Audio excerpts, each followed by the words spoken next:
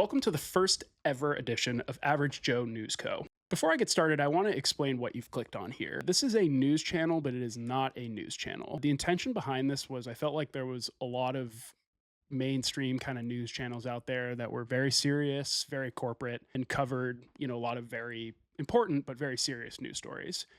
On the other side of things, I think there's also a lot of political rage baiters out there. So people that have a very specific opinion and are trying to convince you that that is also the correct opinion to have. What this is intended to be is really just a lighthearted walkthrough of some pretty weird things that are going on in the world each day. I'm going to give you my opinion and thoughts on them without much background thought. With all of that being said, thank you for coming and we'll get started. God bless our troops.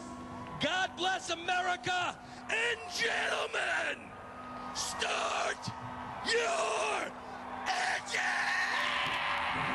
The first story we're going to cover today comes to us from BBC Sky at Night magazine. The topic is spaceballs washing up on the shore of Queensland, Australia. What the hell am I looking at? When does this happen in the movie? Now. When I say spaceballs, we're talking about spherical debris that washed up on shore of North Queensland, Australia, which is the northeastern coast for those unfamiliar. The official explanation of this was they are probably, emphasis on probably, pieces of pressure vessels from a rocket that recently re-entered Earth's atmosphere, and one astrophysicist warned that they should not be touched because they contain dangerous and reactive gases. I want to start by saying that telling people not to touch something is not a very good way to get them to not touch something, especially in Australia, where I would argue the most famous Australian, maybe of all time, is famous for touching, grabbing, wrestling saltwater crocodiles and lots of other creatures as well. Yeah, I don't know if this is the best way to get people to not touch these spherical balls that have mysteriously washed up on shore. It just feels like people in North Queensland are probably a little bit less sensitive to danger than the average person. And I know they're not all the crocodile hunter, but come on, this has got to be like the unluckiest place for these to have landed in terms of likelihood of someone deciding to touch them, right? My recommendation is do not touch them. But having said that, I think we all have to keep our minds open to the possibility that this is actually superhero gatekeeping that's happening here. I know I've watched plenty of movies and TV shows where a mysterious object has fallen out of the sky, and the first person to touch that object is then granted some sort of magical power, and then cut to them like 3 days later throwing a automobile through a major populated area.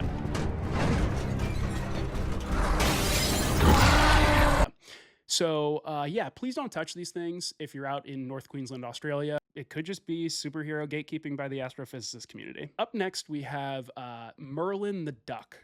Merlin the Duck, for those who are unfamiliar, is the unofficial mascot of the Mexican World Cup team. He went very viral for wearing a Mexico soccer jersey. I'm less interested in that. What I'm more interested in was that he was denied entry from the round of 32 game against the Czech Republic. First off, I don't understand why this duck was denied access. I understand that FIFA has a rule that no one can bring animals unless, I assume it's a service animal, into any stadium in the World Cup. I get why they would do that. I think you would, in today's day and age, you would have a lot of people who were bringing their pet, sheep or lizard or, dog or whatever. I feel like FIFA could have made an exception here for any animal that is at local, national, or international hero level of fame. In the US, we have official mascots that are animals in stadiums, and with proper supervision, it doesn't seem so crazy that Merlin the Duck couldn't have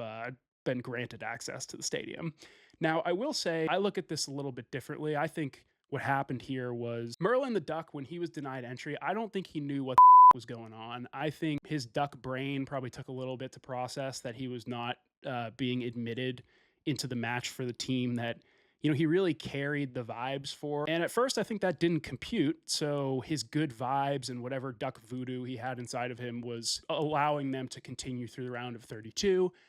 But then I think after the game, he realized he was no longer welcome in the games and in the stadium. And, that duck black magic inside of him shifted at that point. And I think Mexico was done for at that point. Whatever duck higher power granted him that power, I think they weren't appeased. And Mexico lost to England in the round of 16. My opinion is that it was because of duck voodoo magic. Okay, we're going to move on to sports. In the future, the way we're going to do this is we're going to have a recommendation each day of a game that I think you should consider watching. And then we will go back each day and see if the previous day's recommendation was a good one or a horrible one. And I will keep track over the entire life of this show as to how I'm doing. Kind of a blind one here, but let's go for it. The first recommendation is the Yankees at Rays, 6:40 p.m. Eastern time. Now, you might be asking, why aren't you recommending a World Cup game? I don't really watch soccer. I'm watching the U.S. games, and to be honest, the 20 minutes of faked injuries per game is tough, but I will give it to the people who cover it for a living to tell you which games to watch and which ones to skip, because I just don't know. So I'm going to stick with baseball. This game between the Yankees and Rays is not a great pitching matchup as of right now. I'm expecting a decent amount of runs. Both of these teams are at the top of the American League East.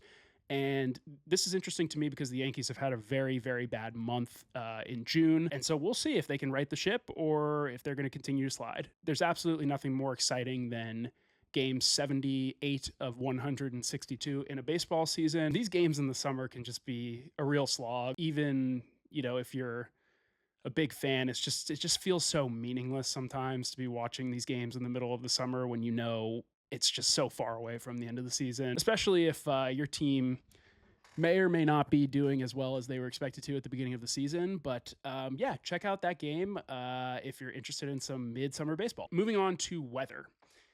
The way weather's going to work on this show is we're going to do 2 segments every single day. The first is Wow, That's Warm, and the second is That's Frigid. Now, this is pretty simple. It's just going to be the hottest and coldest place on Earth each day. Let's get right into it. The hottest place on Earth today is Kuwait City, Kuwait, and it is a high of 122 to 126 degrees. If you live in Kuwait and you're watching this somehow, please hit me up, because I think like 90 plus degrees is like, you're melting kind of weather. What are you doing in Kuwait City? Like, do you just not go outside? Do you have to carry 10 changes of clothes if you are going anywhere? Do you just sweat and smell bad all day? Yeah, what is life like in Kuwait City when it's 126 degrees? If you have any idea, let me know. All right, now moving on to That's Frigid. This one I feel conflicted about, and I really want to hold myself to a high standard here for the first ever Average Joe News Co. But I had, oh geez, I should have looked up how to pronounce this. Ushuaia? Ushuaia? Ushuaia, Argentina. If there are any Argentinians here, please tell me if that was a butcher of the pronunciation. In Ushuaia, Argentina, the high today is 39 degrees. Now, I feel conflicted as the Average Joe News Co. research department, which is, I feel like there has to be somewhere that's colder than 39 degrees today, but we're only doing populated areas. Like Antarctica doesn't count. So yeah, if there's any places out there that are colder, let me know, and I will take that L tomorrow. So that's been the weather. Thanks again for coming. We really appreciate you being here, and we're gonna actually do this show every single day of the week moving forward, with a couple of breaks for some other stuff going on in my life. I really appreciate you coming. Thanks for watching if you've made it this far. I promise I will not do the YouTube trope of smash that like button and hit subscribe, but yeah, it would be great if you guys enjoy it to stick around. So again, we're gonna just keep coming out with more of these every day, and hopefully I'll hit my stride and get a little better at it each time. And yeah, I'm looking forward to doing it. So thanks again for coming, and this is officially the first episode of Average Joe News Co.